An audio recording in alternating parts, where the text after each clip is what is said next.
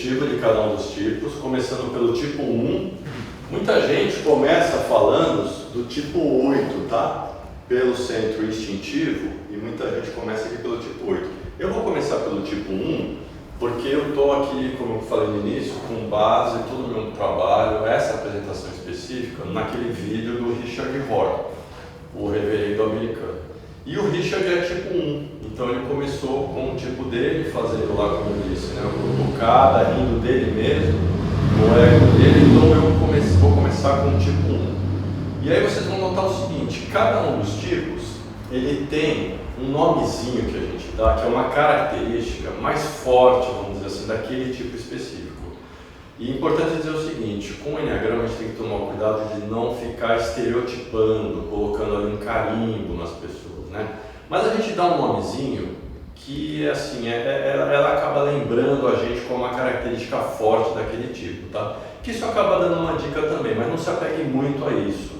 Mas é só um nomezinho realmente sem estereotipar, tá? Sem ficar pejorativo. O tipo 1 a gente chama de o reformista, ou o perfeccionista. E aí, qual que é a paixão? Vocês vão lembrar que eu falei bastante da paixão de cada tipo, ou do pecado. E a paixão do tipo 1 é a ira, o ressentimento. Então são pessoas que elas têm muito uma mentalidade de certo ou errado.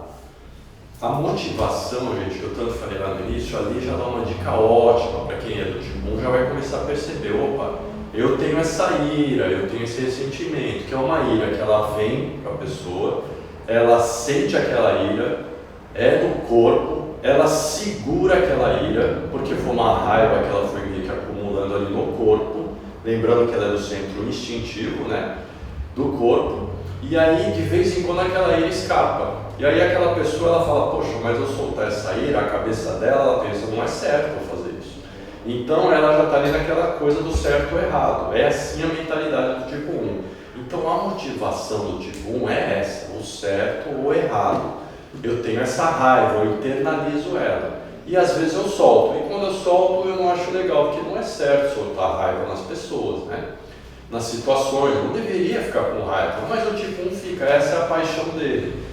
E a minha querida irmã, ela é tipo 1, e ela se reconheceu no Enneagrama, e eu meio que sabia, né, conheço ela bem, e aí ela confirmou, então ficou à vontade de dizer que a minha irmã é tipo 1, ela confirmou muito isso pra mim, é assim o padrão, então assim, eu do tipo 1 acabo ficando até mais à vontade de falar porque eu convivi bastante, e tentando falar aqui não de maneira pejorativa, mas ela tá lá fazendo a auto-observação dela, e ela fala, esse é o padrão, são pessoas perfeccionistas, tudo que ela faz. A minha irmã é quem me ajuda com as redes sociais, eu tenho dificuldade com essa coisa de computador, de tecnologia, e a minha irmã faz lá o símbolo, fez para mim o logo, e aí ela viu a partezinha do logo que não estava centralizada, a cor da letra, lá no Instagram, então é isso que o tipo 1 faz, né? Ela realmente é perfeccionista, detalhista, prima pela qualidade, né? Tem um foco em melhoria contínua, muito grande, muito forte, uma busca por excelência. Gostam de seguir as normas, os procedimentos, as regras. Por quê? Porque é o certo, porque é o correto. Gostam de fazer bem feitos. São pessoas muito organizadas. Me lembro aqui até de um exemplo que o Richard Rohr dá no vídeo dele, e que eu comentei do exemplo para minha irmã, de novo, falando do tipo 1 que eu mais conheço. Eu falei, o Richard Rohr falou no vídeo dele que quando ele limpa os cestos de lixo da casa dele toda, naquele dia fica melhor para ele, está tudo mais organizado. E a minha irmã falou, eu sinto a mesma coisa, fica ótimo para mim quando está tudo limpo. Eu falei, ok, então tipo 1 realmente é o padrão, né? Prezam pela responsabilidade, pelo trabalho bem feito, são altamente responsáveis. A atenção realmente vai para aquilo que é errado, ela fica incomodada com o que está errado, né? E precisa ser corrigido. Por isso aquela coisa do reformista, a mentalidade é de reformar as coisas, né? Muitas vezes, e aqui a cutucadinha no ego para você se identificar como tipo 1, se for o seu tipo, né? Fazer o certo, muitas vezes, para fugir da culpa. E nessa coisa de fazer o certo, porque senão é o errado e fugir da culpa, pode se sobrecarregar, porque você consegue imaginar. você está o tempo todo ali querendo fazer o certo, vendo imperfeição nas coisas, é isso que suga a energia do tipo 1, né? São bastante críticas com os demais e também consigo mesmas. São pessoas que, se você criticá-las, elas ficam realmente muito incomodadas. E por que isso? Porque ela já tem um autocrítico interno muito ligado, aceso, está o tempo todo se autocriticando, né? E aí esse autocrítico interno mexe, obviamente, com a autoestima, né? Porque são pessoas que se cobram demais, né? Algumas vezes ela pode se sentir moralmente superior, porque na conta das pessoas tipo 1, ela se acha correta. Então ela tem aquela coisa de até meio que se achar moralmente superior. E se ela tiver não sadia, aí começa a esbarrar a hipocrisia, né? De novo, a cutucadinha no ego nessa hora, né? Por quê? Se você acha que o que você faz, você é moralmente superior, está tudo muito correto, esse é o seu padrão. O seu vício é esse, da ira, do ressentimento, de tudo tem que estar perfeito e correto, você pode muitas vezes barrar na hipocrisia, né? Lembrando que é sempre aquele espectro, o mais sadio para o menos sadio. Tem uma tendência a julgamento, que aquela autocrítica está mais acesa, nela ela critica os outros, e aí parece um julgamento, né?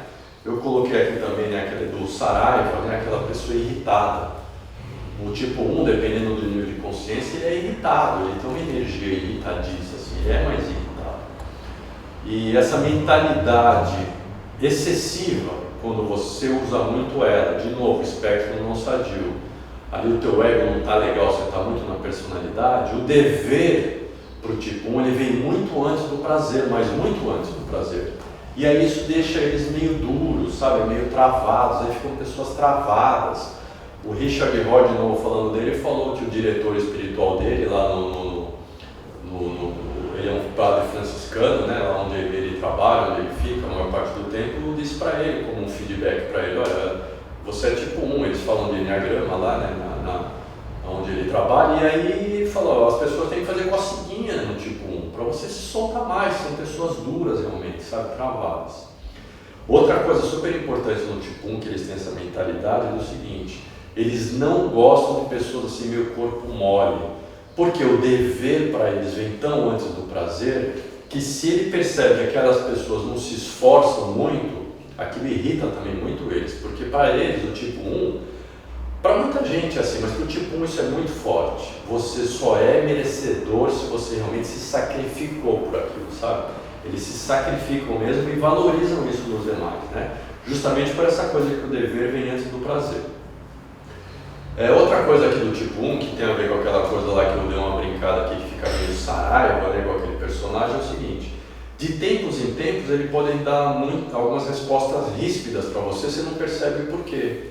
Mas aqui uma dica do tipo 1, o tipo 1 ele está naquela mentalidade dele, o padrão de fazer uma coisa bem feita, ele quer tudo bem feito.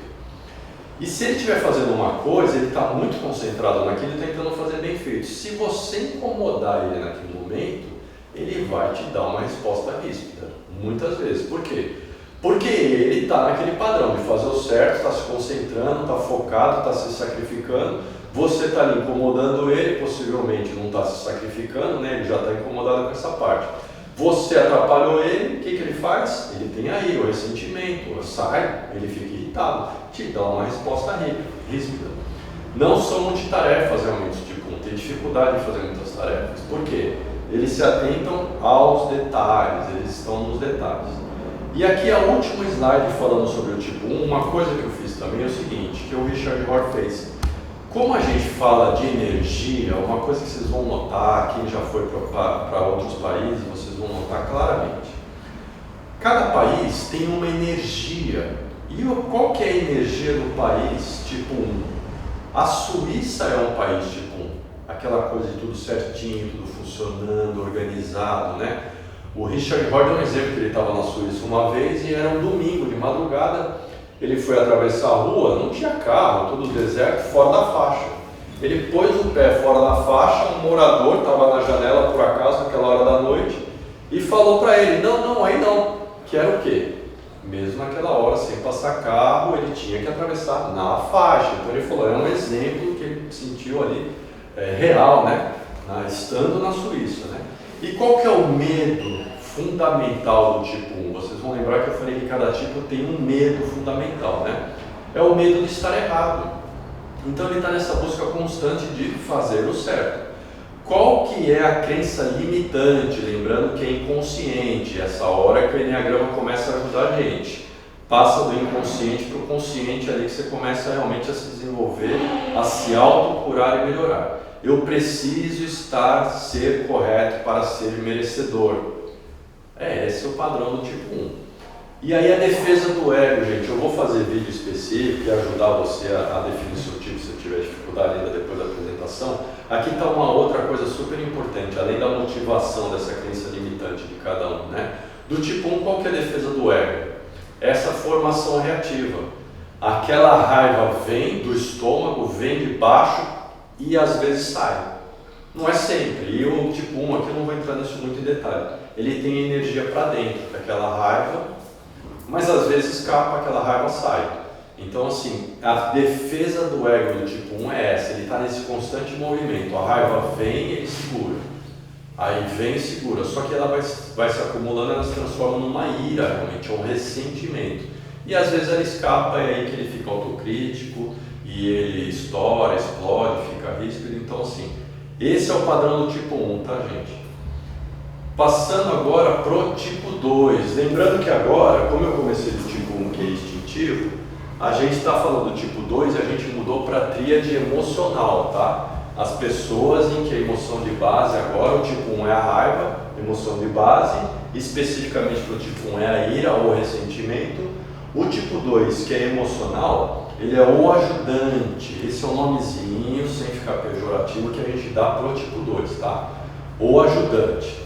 Qual que é a paixão do tipo 2, ou o pecado? É o orgulho. E aqui merece uma explicaçãozinha para a palavra, porque não é bem o orgulho no sentido da palavra que a gente está mais acostumado, tá? A paixão, o pecado do tipo 2, ou compulsão, é no sentido de se achar que ele é indispensável, tá? Vocês vão entender melhor lá no final da explicação dos detalhes do comportamento, do padrão do tipo 2. O que o tipo 2 gosta de fazer? Ele gosta de ajudar. Ele está aqui no mundo para fazer isso, o padrão dele é esse. São pessoas que gostam de te ajudar, principalmente emocionalmente, tá? E o tipo 2, eles têm uma facilidade enorme de fazer uma leitura emocional do que a outra pessoa precisa. Eu tenho um amigo, o Guilherme, vou até falar dele aqui, ele é professor de Enneagrama, ele também tem a parceria lá com a Marilena, do ECES, ele mora em Maringá, é tipo 2. E ele está no Enneagrama há muito tempo, se conhece muito bem. E ele é um tipo 2 que em algum momento eu vou fazer um vídeo com ele, para ele dar uma entrevista, para as pessoas tipo 2 aprenderem com ele, se identificar. E ele fala sem pudor, é um rapaz jovem, super feliz, e se conhece, animado. E ele fala, olha, é o meu padrão, é assim, eu funciono assim. E eu fiquei na casa com ele um tempo, quando a gente ficou em Assis, ficamos juntos lá com a Marilena e o Guilherme. E o Guilherme tem aquela coisa, ele sabia melhor que eu do que eu precisava, é incrível. As pessoas do tipo 2 têm um nível altíssimo de empatia. É como as mães, sabe? As mães sempre sabem o que o filho precisa, né? Mas, por exemplo, o Guilherme não é mãe, mas ele é um homem, não tem nem filho ainda, mas ele sabe, se fica perto dele um pouco, ele sabe o que você precisa. É incrível, ele sabia realmente a hora que eu estava com fome, que era melhor eu comer, o passeio que a gente ia fazer, a hora de sair, o que eu realmente queria, se eu queria ir na academia. Ele sabia, é incrível, ele tem um radar aceso para o que as pessoas precisam. São pessoas super amorosas, realmente sedutoras, excelentes amigos e amigas, eles param o que estiver fazendo, se você ligar para ele para o que estiver fazendo e vai te ajudar, esse é o padrão dele. Gostam de se sentir úteis, são altruístas, atenciosas, generosas, realmente são pessoas que sabem amar, são dóceis, gentis, sabem cuidar. Adoram trabalho em equipe, só que aqui começa a cutucadinha no tipo 2, que está muito lá no ego, na personalidade, longe da essência, na defesa, não sadio. E aí o que o tipo 2 faz? O tipo 2 te manipula. Ele faz você precisar dele, e ele é bom nisso. São pessoas que fazem pelos outros, mas no fundo, a hora que ele percebe isso, o tipo 2, o dia que ele aprende esse padrão dele, ele chora. Ele chora uma semana. Por quê? Dói muito para o tipo 2, que ele já é emocional. quando ele aprende que o padrão dele é esse. Ele faz pelos outros, mas lá no fundo, muitas das vezes, ele está fazendo o que é para você reconhecer ele. E o tipo 2 tem uma coisa importante, ele tem uma continha lá com ele. Ele tem uma continha de tudo que ele te fez. Ele ajuda, faz. E depois aquela fatura chega, a cobrança vem. Com o Guilherme não, que ele já está evoluído. Agora, quem está ali realmente na compulsão do tipo 2, é importante dizer isso. A fatura do tipo 2 vem. E outra coisa importante dizer, quando o tipo 2 está realmente na compulsão, lá no ego, na personalidade, ele tem essa coisa de ajudar, mas acaba invadindo. Porque embora ele saiba o que você precisa, muitas vezes ele está no ego, na personalidade, ele exagera, ele não tem aquele radar afiado.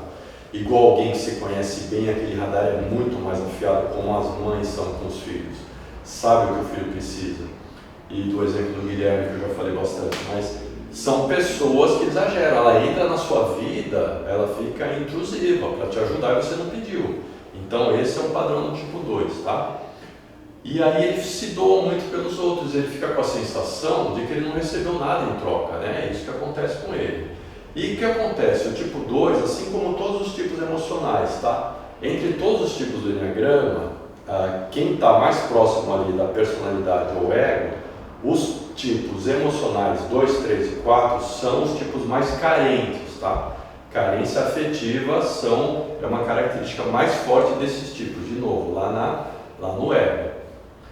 O tipo 2 faz o quê? Ele reprime as próprias necessidades. Um tipo 2, outra coisa interessante que acontece é o seguinte: o tipo 2 sabe o que todo mundo precisa, mas a dificuldade dele é saber o que ele precisa para ele mesmo. Se você fizer uma pergunta para o tipo 2, principalmente, obviamente, aqueles que não se conhecem bem e não sabem de Enneagrama e tudo isso, ele tem uma dificuldade em responder. Ele engasga, porque é uma pergunta que ele não sabe responder. Esse é o problema do tipo 2, ele reprime a própria necessidade. Se você fizer essa pergunta para o tipo 2, a resposta não vem. Se ele não se conhecer bem, não vem a resposta. Ele engasga. E o que mais que eu quero dizer aqui do tipo 2? Dificuldade em saber o que ele mesmo sente. Ele precisa muito de relações interpessoais, o tipo 2, muito de relações interpessoais. E aqui, passando para o último slide do tipo 2, qual que é o país com a energia 2? É a Itália.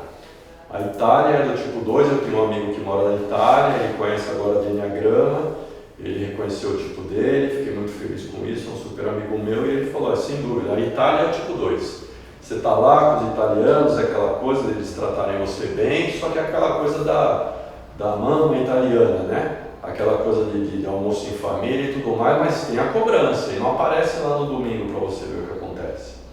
E qual que é o medo do tipo 2? O medo de não ser amado. A crença limitante, que é inconsciente, isso aqui é importante, gente, é inconsciente. Preciso fazer pelo outro para eu receber amor. É uma crença inconsciente, limitante, não é assim que funcionam as coisas, né? Mas para o tipo 2 é assim. Qual que é a defesa do ego do tipo 2? É a repressão. Repressão das próprias necessidades emocionais. Então vamos lá, gente, eu vou passar agora para o tipo 3. Quem que é o tipo 3? É a Sandra, o realizador. A Sandra faz, acontece. Se não é a Sandra, não acontece o webinar. A Sandra faz, manda lá o convite, me lembra do que eu tenho que fazer. Embora eu seja do planejamento, eu tenho dificuldade de fazer, né? Mas a Sandra é do fazer. E aí, qual que é a paixão do tipo 3? A paixão do tipo 3 é a vaidade ou auto-engano. Ou a gente pode também usar a palavrinha lá, que foi o que originou esse pecado, que é a vanglória. Que é van quer dizer falsa, vazia, que é um prazer vazio. Então, as pessoas do tipo 3, o que elas fazem? Ela tem um foco muito forte no sucesso, metas, resultados.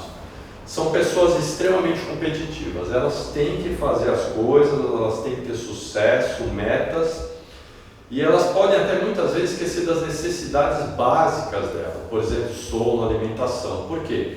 Porque ela tem um foco no fazer muito forte, muito aceso. As pessoas do tipo 3 normalmente têm o seguinte pensamento: nós somos o que fazemos, por isso esse foco no fazer tão aceso. São pessoas empreendedoras, têm um pragmatismo forte normalmente, porque tem a coisa da objetividade, autoconfiança muito forte no tipo 3. São pessoas muito dinâmicas. Uma palavra que define muito o tipo 3 é a eficiência. São pessoas com tanto foco no fazer que a eficiência é uma palavra de ordem para eles. Até essa semana eu irritei a Sandra um pouquinho, eu acho que eu não fui muito eficiente. Mas aí é para a gente conversar, um bate-papo mais informal. E aí o que acontece com a autoestima quando ela vem da competência? Ela vem do mundo exterior, que é aí que o tipo 3 pode se atrapalhar um pouquinho. Porque ele acha que ele é mais, muitas vezes, do que ele realmente pode fazer, porque ele sempre acha que está pronto. Então essa é uma coisa que pega para o tipo 3, que é diferente dos mentais, lembrando de novo, o tipo 3 é emocional, e ele faz, diferente de quem é um mental que pensa, tem dificuldade do fazer. Ele faz, se ele não tiver tomando cuidado, ele faz o quê? Ele faz, mas ele acha que está pronto e não está. O tipo 3, muitas vezes, embora seja do centro mental, ele está um pouco desconectado, tá? Dependendo do nível de novo, se ele está mais na essência ou no ego, na personalidade. Ele pode se desconectar das relações interpessoais. Por quê? Porque ele meio que anula a emoção. É uma forma de ele anular a emoção. Muitas vezes o tipo 3, dando aquela cutucadinha no ego, ele faz acontecer para impressionar. E o tipo 3 tem uma coisa muito interessante também, que cada um dos tipos ele tem um radar afiado, né? O radar afiado do tipo 3 é ele reconhecer competências nos outros. Porque o tipo 3, ele é, digamos assim, um dos melhores coaches que existe, porque ele sabe o que ele pode fazer, ele faz, ele tem essa facilidade de reconhecer nos outros o que os outros podem fazer de bom também. Excesso de atividades, né? Ele pode sobrecarregar ele e as pessoas do time, quem está próximo a ele.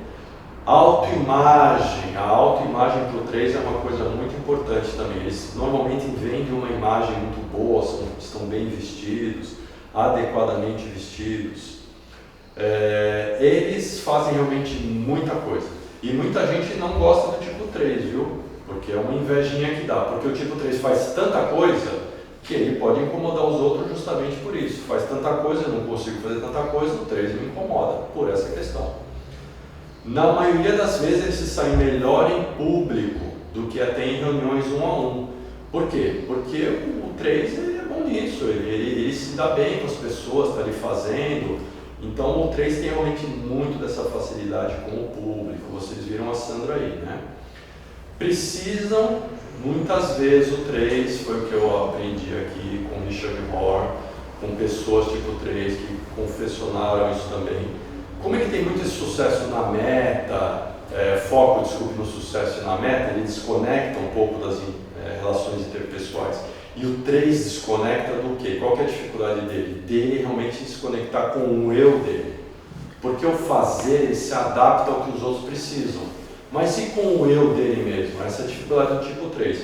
Então, muitos tipo 3, ele tem normalmente uma pessoa, seja um terapeuta, um esposo ou esposa, um amigo muito próximo, que é o confidente dele, que com aquela pessoa que ele consegue saber quem ele é mesmo, porque o 3 se desconecta com o eu dele muito facilmente, perde o contato com o eu verdadeiro. O tipo 3, eles gostam muito de frases curtas de efeito, né? Aquela coisa de eficiência, eles são ótimos nessa coisa de falar menos, de frases curtas de efeito. E muitos do tipo 3, eles são estereótipo assim, perfeito do masculino perfeito ou do feminino perfeito. Vocês vão notar um padrão desse do tipo 3 também, pode ser um indicativo. Último slide do tipo 3, qual que é o país do tipo 3? É os Estados Unidos. É ali, para quem já foi sabe claramente, né? Ali é o lugar de sucesso, das metas de fazer acontecer, é os Estados Unidos. Qual que é o medo do tipo 3? Do fracasso. Um fracasso para o tipo 3 é algo muito complicado, não gosta do fracasso, justamente porque ele tem foco no quê? No sucesso. Só que o tipo 3 também tem outra coisa, ele fracassa, mas ele levanta rápido num fracasso e tem outro projeto e vai para outro, isso é muito claro no tipo 3 também. E a crença limitante, que é inconsciente no tipo 3 é qual? Eu serei somente amado e valorizado se eu tiver sucesso, desempenho e competência. E qual que é a defesa do ego do tipo 3? Que lá na frente a gente vai falar de defesa do ego especificamente, que é algo super importante no Enneagrama. Eu vou falar da defesa do ego de cada tipo, mas só dando uma passagem aqui de cada um deles. Do tipo 3 é o quê? Identificação. O ego do tipo 3, ele se identifica com a identidade do sucesso, dos vencedores. O que eu preciso fazer aqui para eu vencer, para eu ter sucesso? E é aí que ele se identifica muito com aquilo, perde contato com o eu. Essa é a defesa do ego do tipo 3. Então vamos lá, gente, agora partindo para o tipo 4. O tipo 4, estamos ainda aqui no centro emocional. O tipo 4, aquele nomezinho que a gente dá, de novo, sem criar estereotipo, é o seguinte: o individualista. Individualista. Qual que é a paixão do tipo 4? A paixão do tipo 4 é inveja. Agora aqui também merece uma explicação. Que inveja é essa? A pessoa do tipo 4, a cabeça dela funciona assim. Ela sempre acha que os outros são mais felizes do que ela. Ela tem inveja do que os outros sentem. Não necessariamente do que elas têm, mas mais da felicidade dos outros. Porque o tipo 4, ele já tem muito aceso nele essa melancolia. O que é melancolia? É um sofrimento por algo que me falta. Então o tipo 4, ele tem uma facilidade enorme de se conectar com as emoções. E as emoções não só dele, mas dos outros, principalmente da tristeza dos outros. Eu participei desses treinamentos 4 Caminhos em São Paulo, na cidade de Assis, que eu comentei com vocês. Conheci muita gente, livros, assisti muito vídeo sobre o assunto. E a hora que a gente conhece o tipo 4, você percebe o seguinte: o tipo 4, ele entra numa sala, de imediato ele sabe quem naquela sala está triste. Porque o radar do tipo 4, como ele tem já essa melancolia acesa, ele sabe quem está triste naquele ambiente. É uma coisa incrível realmente. E ele sabe também muito das emoções de cada pessoa, porque as emoções para o tipo 4 é uma coisa muito intensa, muito intensa. O tipo 4, ele faz o que também? Ele busca muito por um significado, propósito das coisas. O tipo 4, ele normalmente se sente muito que ele é especial, que ele é único, ou que ele quer ser especial e diferente. Essa palavra que diz muito sobre o tipo 4. O tipo 4, a hora que fala essa palavra aqui, ele já fala: acho que eu sou isso aí. Ele quer muito ser autêntico. A autenticidade para o tipo 4 é uma coisa muito importante. Ele quer ser realmente diferente. Tem uma dificuldade muito grande de esconder o que sente. Ele gosta de um toque especial em tudo que ele faz. A criatividade é algo muito forte, especial no tipo 4. Por isso que muitos deles são artistas. A maioria dos artistas definitivamente são tipo 4. É difícil a pessoa ser artista e não ser tipo 4. Ele tem uma facilidade, eu disse aqui, de conectar com as pessoas, especialmente a tristeza. Ele sempre interpreta a realidade com o coração, com o emocional. Qualquer realidade, um fato ele interpreta com o coração. Os mentais, quando ele analisa, usa lógico ou racional, o tipo 4 ele sempre usa o coração para interpretar a realidade. E eles são bons para ajudar as pessoas, as outras pessoas, na busca por significado e propósito. Por quê? Porque aquilo já está mais aceso nele. Ele tem uma oscilação emocional muito forte também. Muitas vezes no mesmo dia ele tem várias oscilações emocionais. Aí aquela onde ele tem muita realmente melancolia, o tipo 4 tende a se isolar, né? E aí ele fica remoendo o passado naquela melancolia. E muitos dos artistas, já ouvi muito desse depoimento também, quando ele está naquela melancolia, ele passa às vezes 3 dias naquela melancolia fechado no quarto. Quando ele sai daquele estado, é ali que a criatividade veio. Porque a energia do tipo 4, por incrível que pareça, para quem não é tipo 4 não entende bem isso. Mas o tipo 4 explica isso muito bem. Ele tira a energia, inclusive, da criatividade dele, daquela melancolia, sabe? Então aquele período para ele, melancolia, ele meio que gosta daquilo, porque vem a criatividade daquele momento. Ele acha, de novo eu comentei isso, que as pessoas têm mais completude, ele acha que são mais felizes do que ele. E se comunicam muito. Isso aqui é outra coisa super importante do tipo 4. O tipo 4 adora símbolos, imagens, cores. Eles têm uma coisa acesa para tudo que é assim, mais de classe, sabe? Decoração.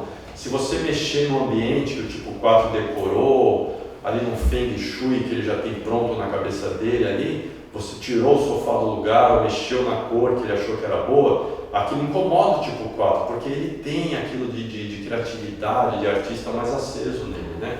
Então, por exemplo, o tipo 4 em um museu é algo magnífico, é uma experiência enorme, né?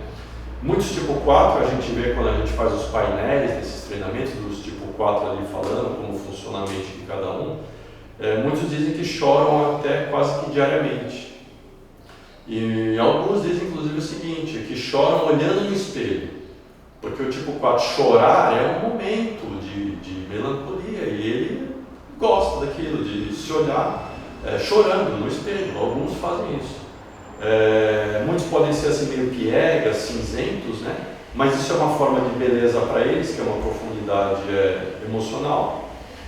Tem um pouco de tragédia também, muitos tipo 4 eles gostam da tragédia, porque isso lhes dá um pouco de energia, né? Gostam de drama, são um pouco dramáticos, eles são perfeccionistas, mas diferente do tipo 1, que é perfeccionista no sentido moral das coisas certas, o tipo 4 tem um perfeccionismo quanto à forma, as cores, a estética, né, do ambiente, por exemplo. São pessoas naturalmente sem preconceito de qualquer forma ou tipo, porque justamente eles têm essa coisa de entender que os sentimentos são diferentes. Então são pessoas que, o tipo 4 você nota claramente, eles não têm preconceito. São as pessoas, os tipo 4 e 5, tá? Tem que dizer isso, a cutucadinha no ego, é uma característica que acontece algumas vezes.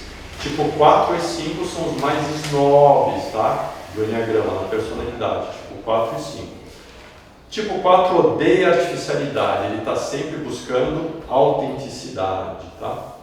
Qual que é o país do tipo 4? É a França. É ali que estão os artistas, aquela coisa do requinte, né? Da moda, de tudo realmente mais assim robuscado, né? Então esse é o país, França. Qual que é o medo do tipo 4? De ser abandonado. A crença limitante ou inconsciente do tipo 4 que é o que ele faz. Muitos se vestem diferente, as roupas que ele está buscando ser diferente, autêntico. Ele precisa ser diferente na cabeça do tipo 4, que é quando ele percebe isso e quando ele passa a ser natural, que ele começa a evoluir. Ele não precisa ser diferente para ser amado. E qual que é a defesa do ego do tipo 4? É a introjeção. Introjeção de sentimentos. Ele pega tudo que está fora em matéria de sentimento e leva tudo para dentro. E fica se sentindo ali, só com ele, e sente tudo aquilo muito profundamente. Então essa é a defesa do ego do tipo 4. Vamos lá, gente, agora passando para o tipo 5. Qual que é o nomezinho que a gente dá para o tipo 5? É o investigador. Lembrando aqui agora, Marcelo, puder mostrar, por favor. Agora no tipo 5 a gente passou para os mentais. Qual que é a emoção de base do tipo 5? É o medo. Então saímos dos emocionais, passamos pro mental. O tipo 5 é o tipo óbvio mental.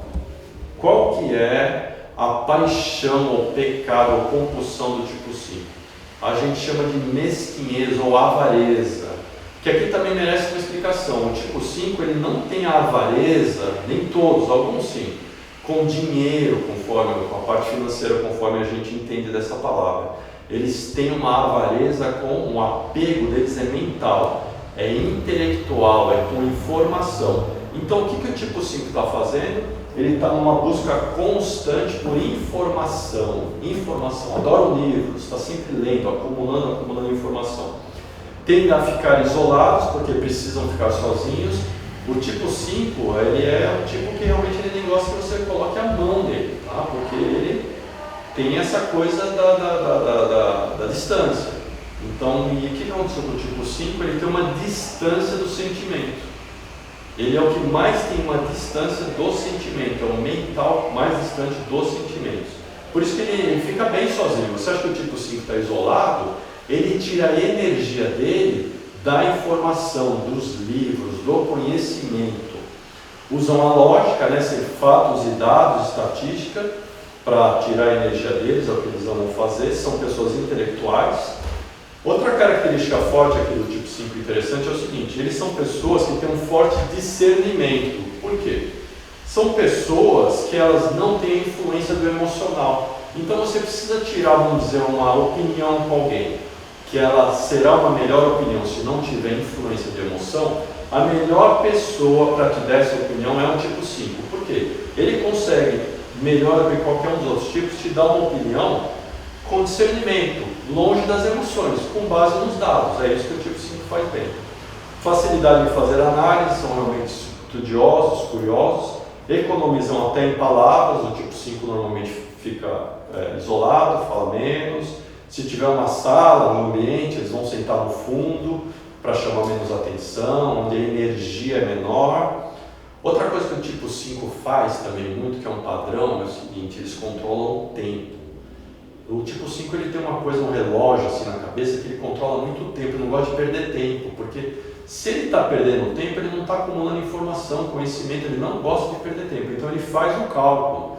Aonde eu vou? Onde eu vou participar? Para que é esse evento? É para aprender sobre o quê? Quanto tempo leva? Então ele tem essa avareza também, em relação ao tempo, não só com o conhecimento. Uma imaginação muito fértil, pessoas boas para lidar com crises, por quê? Justamente aquela coisa que eu falei, não tem as emoções, né? Eles têm isolamento de afeto e questões sociais, dificuldade de socialização. Ele compartimentaliza tudo, sabe? Na cabeça do tipo 5 são vários compartimentos. Então ele tem o grupo da família, dos amigos, do estudo, do trabalho, é muito separado. O tipo 5 raramente vai misturar as pessoas do grupo assim, porque ele já não gosta muito de socializar. Se misturar então, causa um conflito para ele, porque é tudo compartimentalizado na cabeça dele. Já comentei um pouco disso, economizar tempo, afeto e energia. Outra coisa interessante com o tipo 5, normalmente eles são muito minimalistas, precisam de poucas coisas físicas. Eles não têm essa necessidade de coisas físicas. O quarto de um tipo 5 é minimalista, o espaço dele precisa de poucas coisas. O que ele realmente gosta é de livros.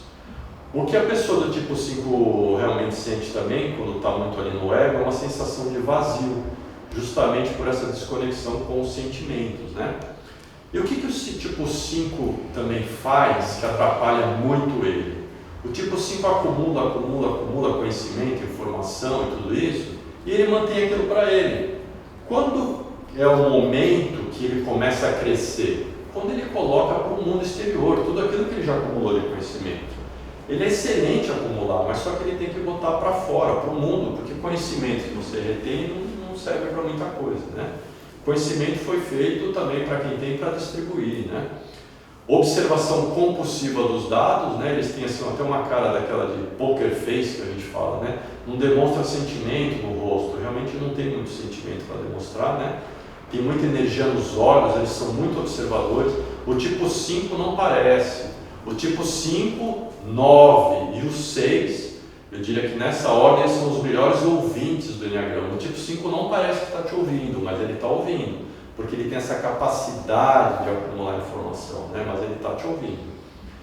Diversos filósofos, por exemplo, Aristóteles, né, dizem que ele é tipo 5, são tipo 5, eles são estudiosos. E aí acontece outra coisa interessante também com o tipo 5, que é um padrão que se repete. O tipo 5 ele acumula informação, não gosta muito de dividir com o mundo exterior. Mas acontece uma ocasião aqui e outra lá, que o tipo 5, ele parece que ele tem um caminhão cheio de informação. Chega uma hora que ele dá marcha ré naquele caminhão, derruba aquela caçamba de informação em cima de você. E ele começa a derrubar, jogar aquelas informações. E aí o tipo 5 tem uma dificuldade em perceber, porque ele tem um sentimento mais, assim, não está aceso, né, como um tipo 4. E ele não percebe que você não está mais interessado naquilo, ele está despejando informação. Então, de vez em quando, você faz um tipo 5, ele faz isso às vezes, ele despeja aquela informação, que para ele é super importante, mas não necessariamente para você. É uma característica interessante do tipo 5 também. E o tipo 5 está bem isolado, porque a energia de cada um, isso é energia no fundo, né? Ele obtém do diálogo interno mental que ele tem com ele mesmo. Ele está bem com ele mesmo.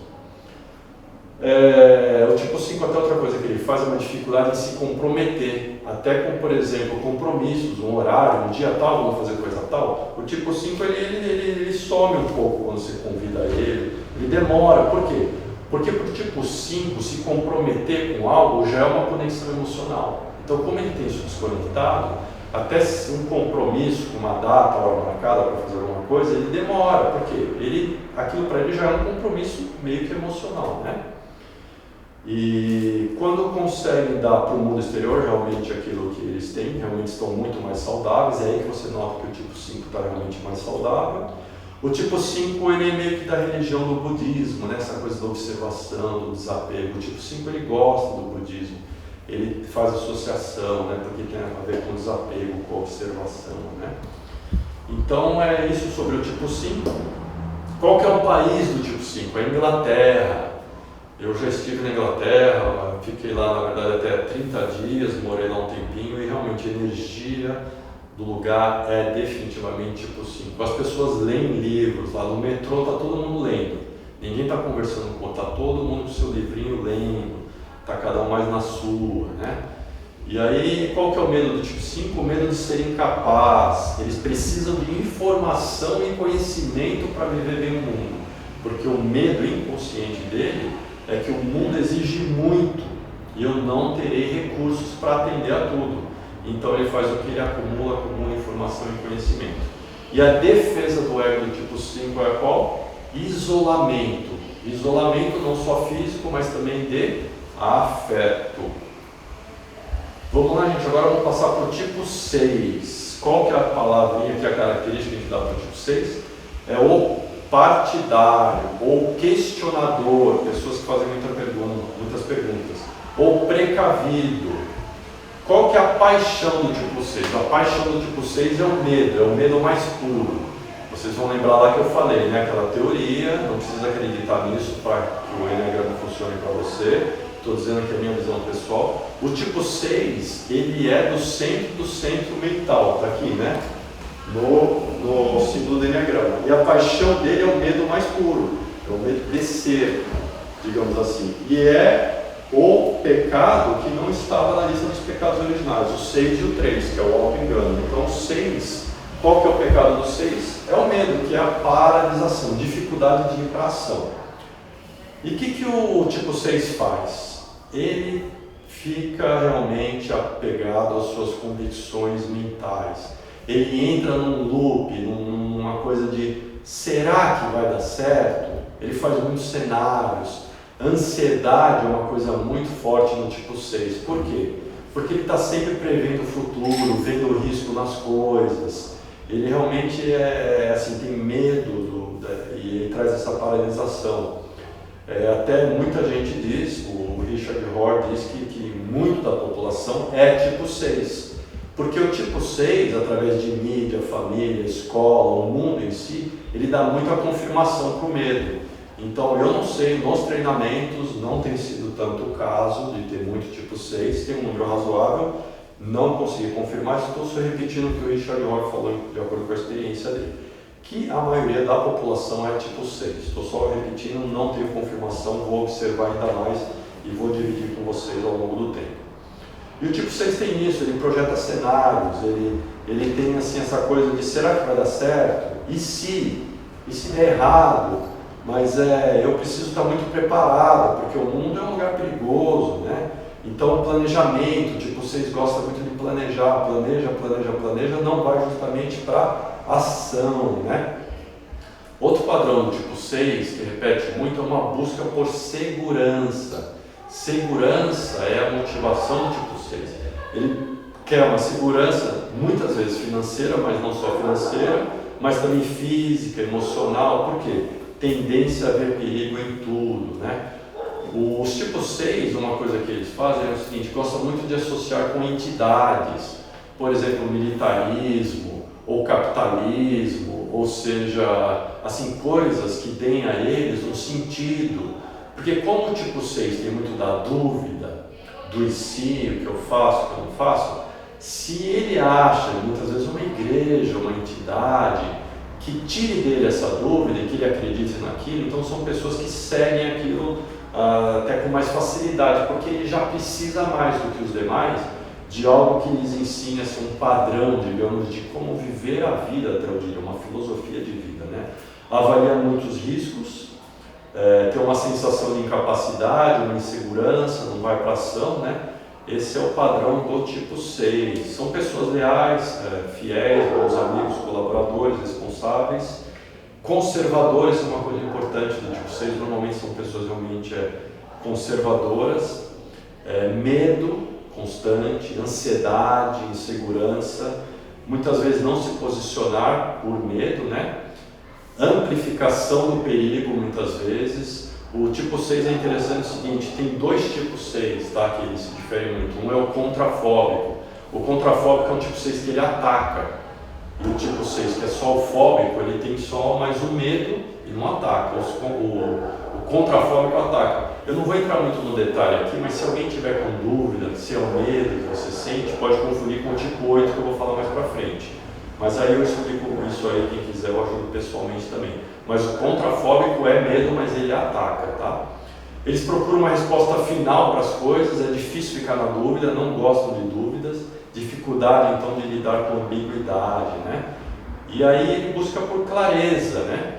Porque o tipo 6 tem essa coisa, não precisa ter uma certeza, mas pelo menos me explica aqui, eu quero ter uma clareza, né? Muitas vezes o tipo 6 vê riscos que os outros não estão vendo, esse é o radar do tipo 6. Muitas vezes no ambiente, né? Tem um copo, tem um quadro que não está bem pendurado, uma coisa que vai cair, que vai quebrar, que vai machucar. O tipo 6 tem esse radar mais afiado para os pequenos perigos, até físicos, né? E é isso do tipo 6, essa coisa da dúvida, da ansiedade, de criar os cenários. Qual que é o país do tipo 6? É a Alemanha. A Alemanha é o país do tipo 6, dessa coisa do medo, de se proteger, né? E o medo do tipo 6 é o medo de ser desamparado. Qual que é a crença limitante inconsciente do tipo 6? De que o mundo é um lugar perigoso. E a defesa do ego do tipo 6, aqui se você está desconfiado que você é o tipo 6, é que o tipo 6 algumas vezes é difícil você definir que você é do seu tipo. Por quê? Porque você já tem dúvida, né? Originalmente você já tem dúvida. Será que eu sou? Será que eu não sou? E se, aquilo outro? Uma dica super importante, principalmente para o tipo 6 aqui na defesa do ego. O que o tipo 6 faz? Projeção. O que é projeção? Ele projeta cenários. Então você está na sua cabeça, vivendo na sua cabeça. Dificuldade de dormir muitas vezes, fica pensando naquilo, não para de pensar naquilo, a cabeça barulhenta, né? Então a projeção que você faz negativa do cenário de algo que nem aconteceu ainda, você está projetando na sua mente. Aí você pode ser um tipo 6. Vamos lá, partir agora para o tipo 7.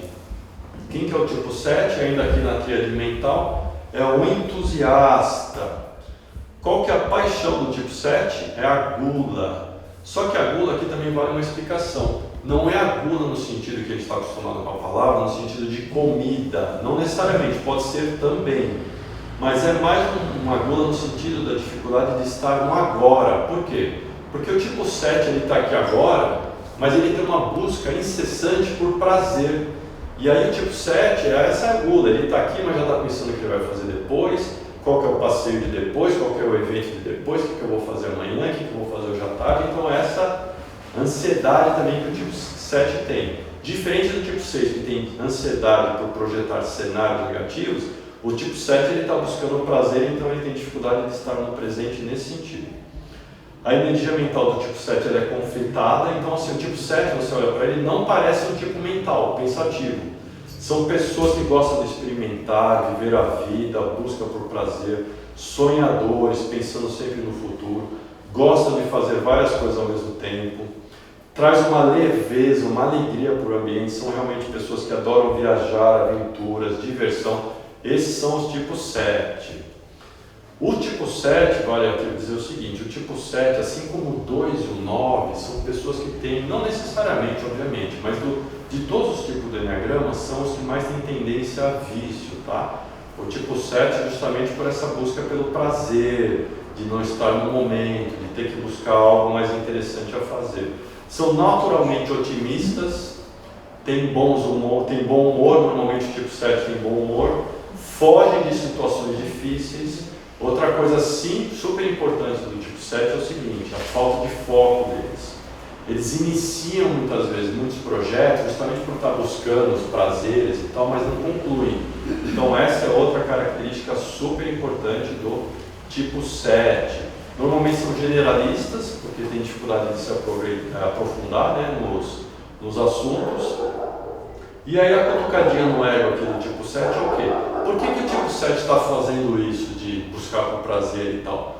Porque eles correm da dor. O tipo 7 não gosta de dor, seja física ou principalmente emocional. Então por isso essa coisa do tipo 7 está sempre buscando algo novo a fazer, né? Eles negam os problemas, estão correndo do lado negativo ou escuro das coisas. Eles meio que fingem que tudo é bonito e cor-de-rosa, se estão lá no ego, né? Aquela coisa da síndrome do Peter Pan, que vamos dizer muitas vezes não cresce, esse é um estereótipo que vale falar do tipo 7. O tipo 7 adoram cores primárias, não todos, mas muitos deles gostam de amarelo, laranja. Tem até alguns deles carros amarelo, vermelho, né?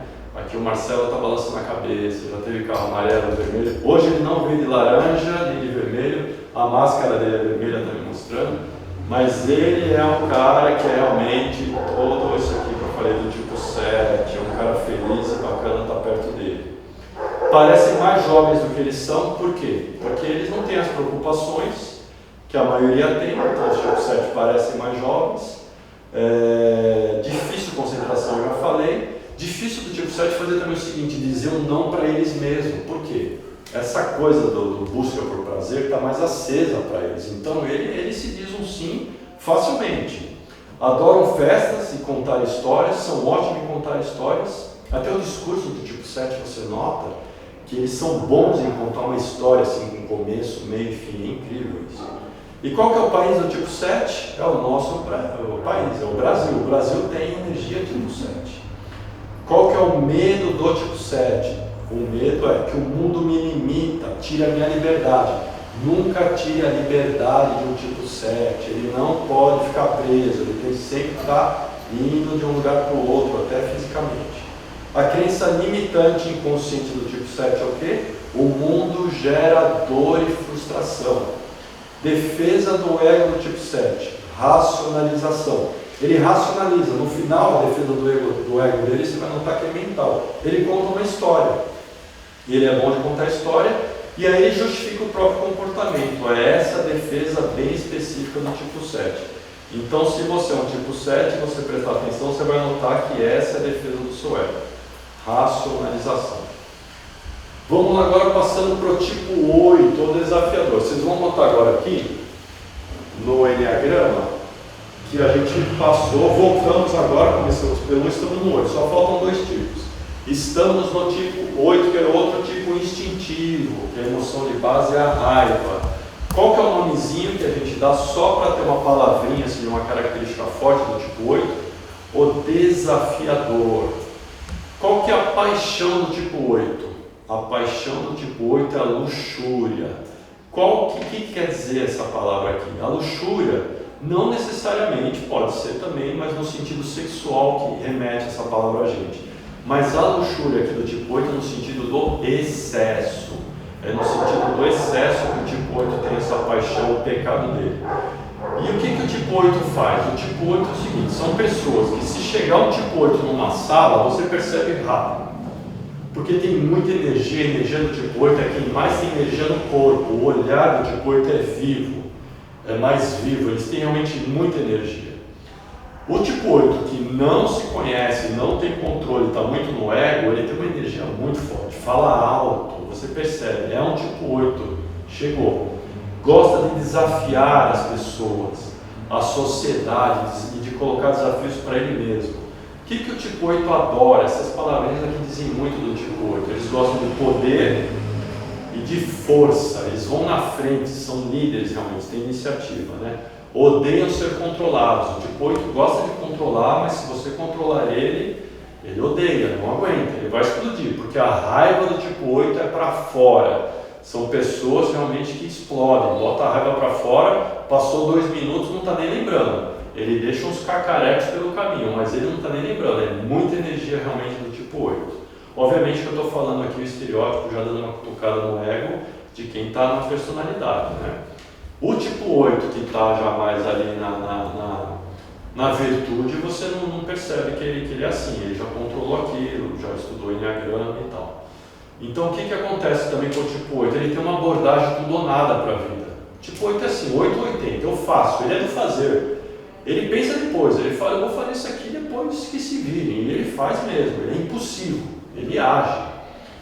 E ele tem uma comunicação muito direta, franca, assertiva ao extremo, ele não percebe se ele estiver inconsciente, esse é o tipo 8. Você percebe, fica assustado, mas para ele é normal. E o tipo 8 tem uma outra coisa interessante, ele gosta do desafio. Se você quiser criar uma conexão com o tipo 8, fala no mesmo nível.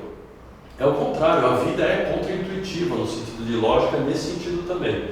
O tipo 8 ele gosta, de poder e de força. Se você encarar ele naquele mesmo nível, ele gosta, ele não vai achar ruim.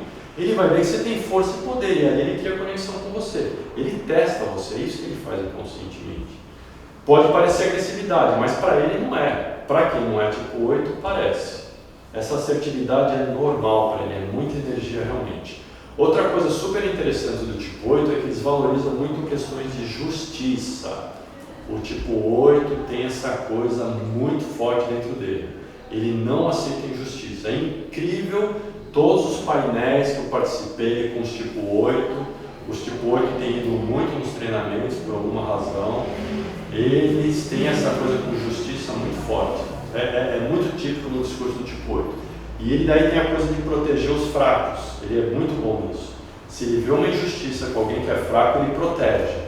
E o tipo 8 tem outra coisa também. Ele tem uma coisa que ele tem uma fortaleza. Ele tem os escolhidos dele. Se você estiver na fortaleza do tipo 8, você está protegido. Ninguém mexe com você. Ele tem essa coisa também da justiça e de proteger os fracos. É muito forte isso. Realizadores ao extremo fazem ação, determinação. Diferente do tipo 3, aqui vale dizer que o tipo 3 tem aquela coisa do sucesso, de gostar do reconhecimento e também é do fazer. O tipo 8 faz, mas ele faz porque está nele, é instintivo. E ele acha que tem que fazer e ele nem pensa, ele faz mesmo. Eles são realmente muito realizadores. São pessoas também extremamente autoconfiantes. A autoconfiança do tipo 8 é incrível. Eles mesmos falam, você vê o discurso do tipo 8 e ele fala, eu sei que eu vou conseguir, eu sei que eu vou fazer, eu sei que eu sou bom, eu sei que eu sou melhor. É incrível a autoconfiança do tipo 8, realmente muito forte. Ele tem um domínio e controle, né, do espaço das pessoas. E aí o que acontece? Começa lá a exagerar, né? Eu falei lá no início, o tipo 8 tem essa coisa também.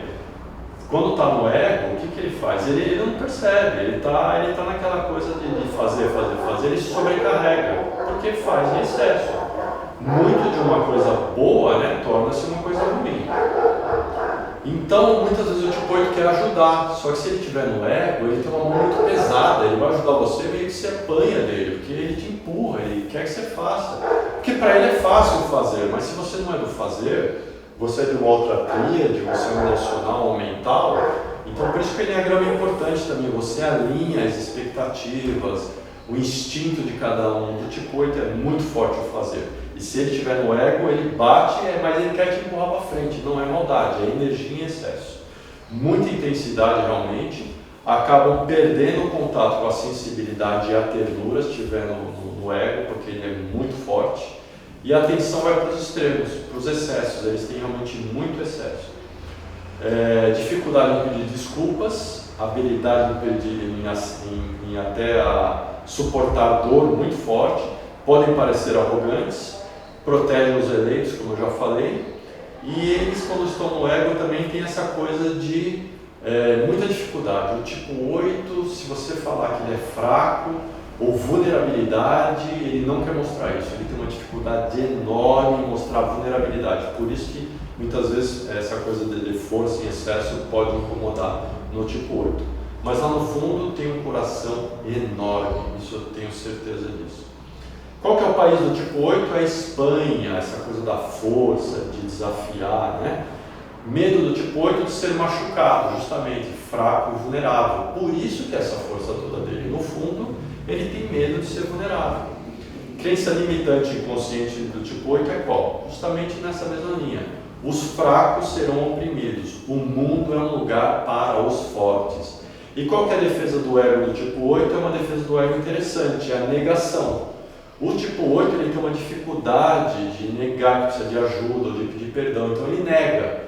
Eu já conheci tipo 8 que ele nega algo até por escrito. Ele escreveu aquilo e ele nega, porque a defesa do ego do tipo 8 é a negação. Então vai parecer que ele está mentindo de repente, mas não, negação, mentira é consciente. Negação é inconsciente. Então eu tenho um amigo que se conhece bem, que está evoluído nesse mundo daí do autoconhecimento, que ele falou uma frase que eu achei interessante, que eu faço isso com a minha defesa específica do meu ego, mas que ele faz com a dele, ele é tipo 8, ele fala, às vezes eu não sei se eu estou negando o que eu estou negando. Veja que no tipo 8, a hora que ele se conhece, ele percebe isso, é do ego, é inconsciente essa negação. E agora o último, estamos no último, tipo 9, é o pacifista, o mediador. O tipo 9, qual que é a paixão dele? É a preguiça, ou uma palavra que define bem, é a assídia. Agora, que preguiça é essa que o tipo 9 tem? É o seguinte, é um esquecimento do próprio valor dele. O tipo 9 esqueceu do valor dele. Eles anulam a energia física. Por quê? Eles têm, como todo tipo instintivo, eles sentem a realidade no corpo. Tipo 891 é um choque de realidade a cada 3 minutos no corpo, muito forte. E para o tipo 9 é muito esse choque de realidade, ele não quer aquilo. O que ele faz? Ele joga para dentro do corpo. Então ele dá uma narcotizada, é o que a gente diz. Ele nunca solta a raiva do tipo 9. Quer dizer, na verdade ele solta, raramente. E quando o tipo 9 solta a raiva, é pior que o 8, que solta a todo momento e já passou. O tipo 9, se soltar a raiva, eu nunca vi um tipo 9 soltar a raiva. A Marilena já viu, outras pessoas já viram, já vi tipo 9 falando que soltou a raiva e que foi horrível e que nunca mais farão. É realmente algo muito forte. O tipo 9 está amortecido, narcotizado é um nome técnico. E o tipo 9, quem são essas pessoas do tipo 9? São os mais gente boa do Enneagrama, de longe. Eu tenho amigos tipo 9, eles ajudam todo mundo, eles buscam por harmonia, eles correm muito do conflito. Eles colaboram, são tolerantes, têm estabilidade emocional, te passam uma sensação de tranquilidade. Ele coloca a ação no que é prioridade para os outros, ele quer que o ambiente fique realmente harmonioso, não gosta de conflito, foge do conflito em excesso, que é aí que começa a cutucada no ego do tipo 9. Quando o tipo 9 está mais sadio, aí ele consegue já participar de um conflito e ajudar. E o tipo 9 é quem mais pode ajudar um conflito, é sempre assim no Enneagrama. É a sua melhor qualidade, só que ele, se estiver no ego, ele foge ao extremo. Não se coloca, não fala um não. Até se você quiser convidar um tipo 9 para sair, para fazer alguma coisa, ele não fala o que ele quer saber o que você quer, para ficar harmonioso, ele não se coloca, entende? Agora eles se desligam do mundo desse jeito, né, para evitar conflitos. Chegam a passar desapercebidos no ambiente, porque a energia dele é desligada realmente, mas são muito bonachões, bacanas, gente boa, e é para evitar o conflito. Tende a fazer uma autodepreciação. Uma coisa muito forte do tipo 9 é a procrastinação. Procrastinação é algo muito forte para o tipo 9. O tipo 9, a maioria deles, eles até fazem as coisas para os outros, fazem muita coisa para os outros, mas não fazem para eles. Vocês vão notar que o tipo 9 esquece deles. Dificuldade de entender a sua própria importância, né? Porque tem o foco na prioridade do outro. O que eu preciso fazer para o outro para manter um ambiente aqui harmonioso, né? Então ele se autoanula, não coloca a sua opinião, sua voz, na tentativa, eu já falei, de agradar os outros. E a necessidade vai para, a atenção vai para a necessidade do ambiente. São naturalmente pacifistas, não demonstram, muito do tipo 9 também não demonstra muita emoção na face, porque já não quer criar desarmonia ali, né? São naturalmente humildes, o Richard Rohr fala isso, eu tendo a concordar também. É quem já está mais distante do ego, ele diz até que não à toa que o tipo 9 está em cima do Enneagrama, né? Ele está em cima porque ele já está mais longe do ego, são mais humildes, não precisam se aparecer, ele quer harmonia, né? E o tipo 9 precisa de uma estrutura, de uma rotina, porque se ele não tiver uma rotina, uma estrutura, uma lista de prioridades, ele se perde realmente. E aí, qual que é o país do tipo 9? O país do tipo 9 é a Índia e vilarejos distantes da civilização, por exemplo, ilhas lá no Pacífico. E todo mundo ali parece que é tipo 9, né? Por quê? Porque eles estão longe da civilização, são mais pacatos, pacifistas, essa é a energia 9. Medo do tipo 9 é o medo de ser abandonado, de não ser valorizado. E a crença limitante ou inconsciente do tipo 9 é que o mundo tirou a minha importância. E a defesa do ego do tipo 9 é essa que eu já falei, a narcotização. Ele se apaga, se anula, ele meio que quase dorme, assim, e ele se entedia mais facilmente. Essa é a defesa do ego do tipo 9. Então eu acho que é isso, gente. Terminamos a apresentação. Eu vou passar aqui para quem está no Zoom meu contato. Seguindo a gente no Ciclo Essência Oficial no Instagram. Meu website cicloessência.com.br. Estou disponível lá para falar de Enneagrama, ajudar você a identificar o seu tipo, falar dos outros treinamentos. E aqui a gente vai dar o telefone para a turma do Zoom. E a Sandra puder passar aí, por favor, Sandra, para a turma. E acho que vamos então terminar por aqui.